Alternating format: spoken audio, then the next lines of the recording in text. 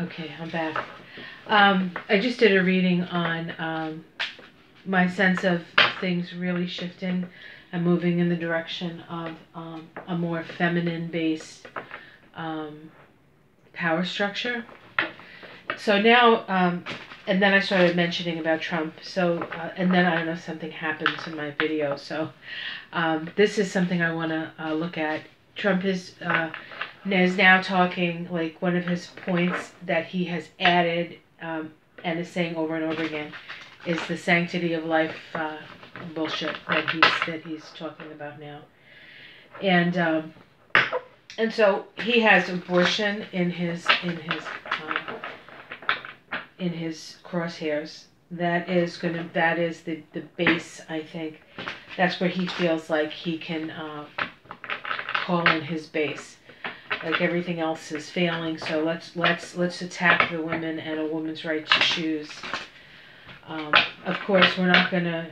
If we take a woman's right to choose away, there's no money to feed the kids or educate them or help women raise them.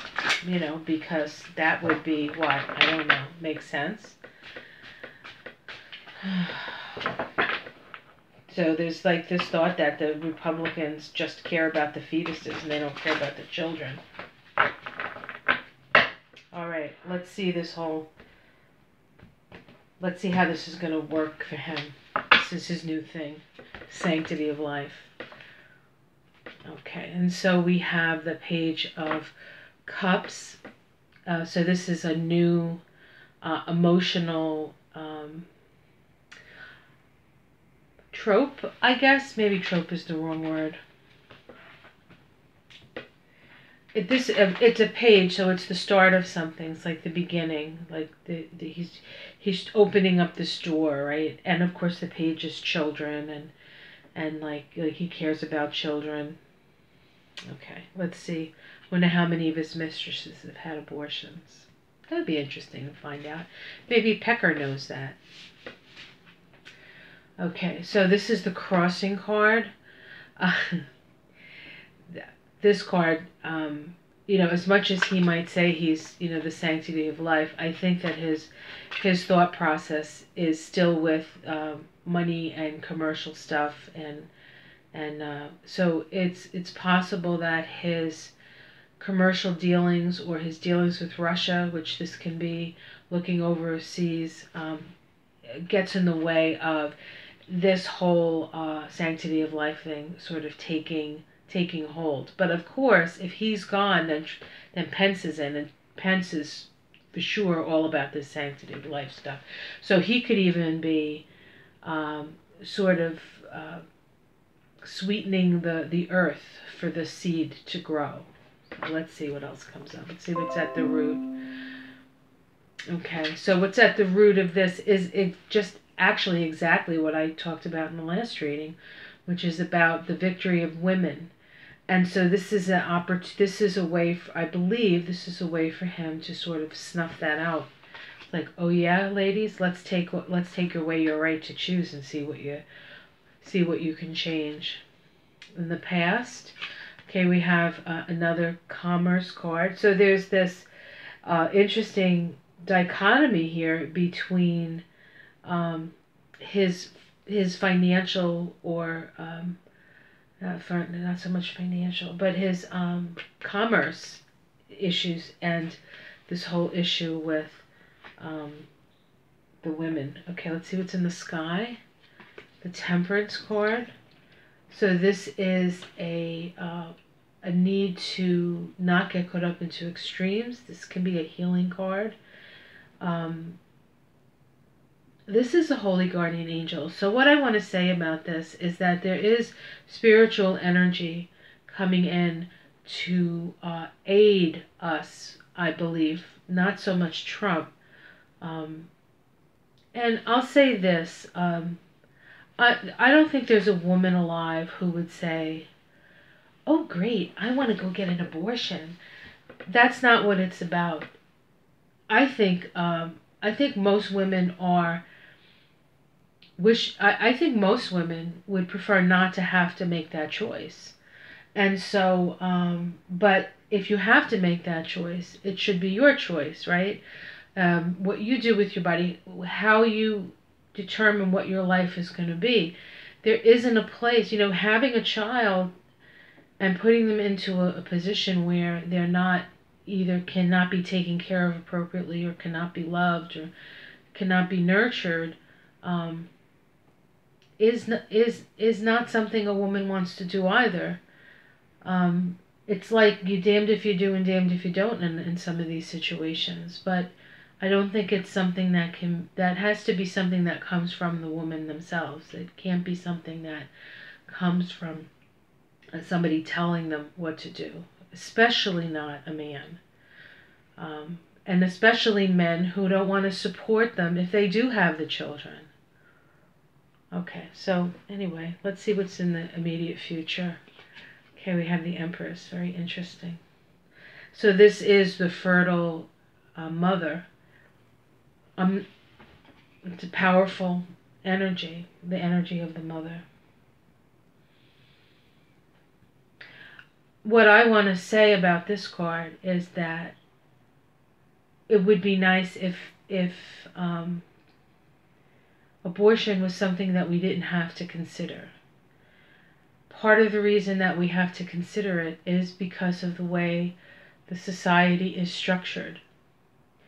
In more matriarchal societies, raising children was more of a community thing. And so if you were blessed enough to be fertile and to have a child, that child would come into a loving community. And that is not, for the most part, the reality that we have. It's certainly not in this country, so hopefully that'll stop shortly. Let's see, this is how it looks from the outside. Okay, so this looks like a losing battle for him. This looks like a losing battle for him. Let's see the domestic situation. We have happiness. It's hard to say if this is happiness on whose part, because this card is, for many readers, is associated with the Republican Party. So this could say, yes, they will be able to overturn Roe, which is their ultimate goal, right? Let's see, hopes and fears. Yeah, that unfair practices. Okay, unfair practices. Okay. Outcome. Okay, so the outcome here is one of cooperation. This is bipartisanship. This is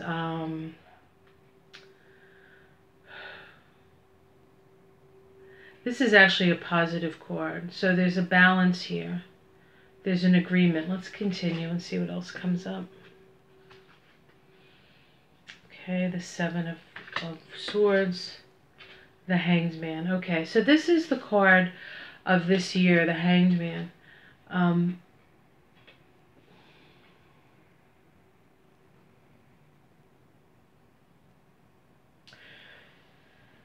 So what I get from these cards is that this whole new sanctity of life thing that Trump is putting out there is an attempt to, of course, rustle in his base, especially his evangelical base.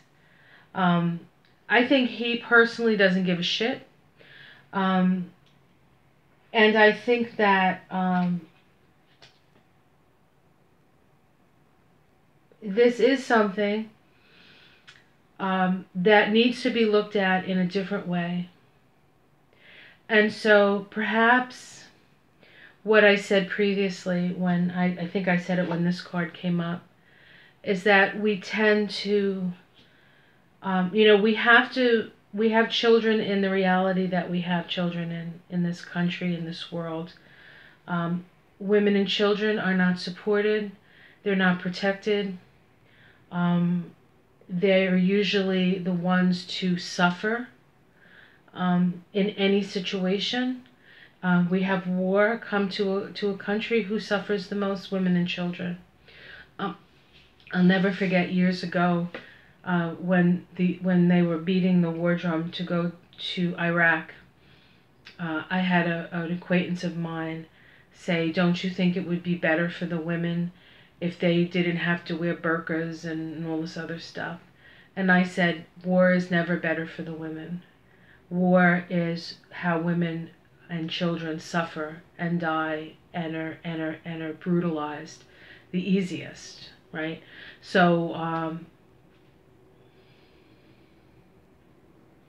so I think that we need to really look at that. And I think, back to my last reading about Tulsi and Alexandria and Omar and Elizabeth Warren, everything, what they're talking about or bringing up is really fighting the structures of power that perpetrate almost the need for us to have to fight for our right to choose what we want to do with our bodies, right? So it's very interesting. Okay, let's look at the bottom here. Okay. So we have the Tower card. So these are very interesting cards. We have the Tower card. We have the Hanged Man. We have the Empress. And we have Temperance. Okay. These are all powerful cards. And I feel as though this is connected to my last reading, in that this is an attempt to sort of stop the women in their tracks, but I don't feel like it can. I feel like this is a new, right, the phone. This is a new stage that we're in, and we're not going to go back. And even if they were to reverse Roe versus Wade, we're not going to move back. That's only going to be more impetus for us to move forward. So fear not, ladies and men. Yeah, I think we're progressing. I hope these readings made sense to you. Like and subscribe, and I will see you again soon. Have a great day. Bye.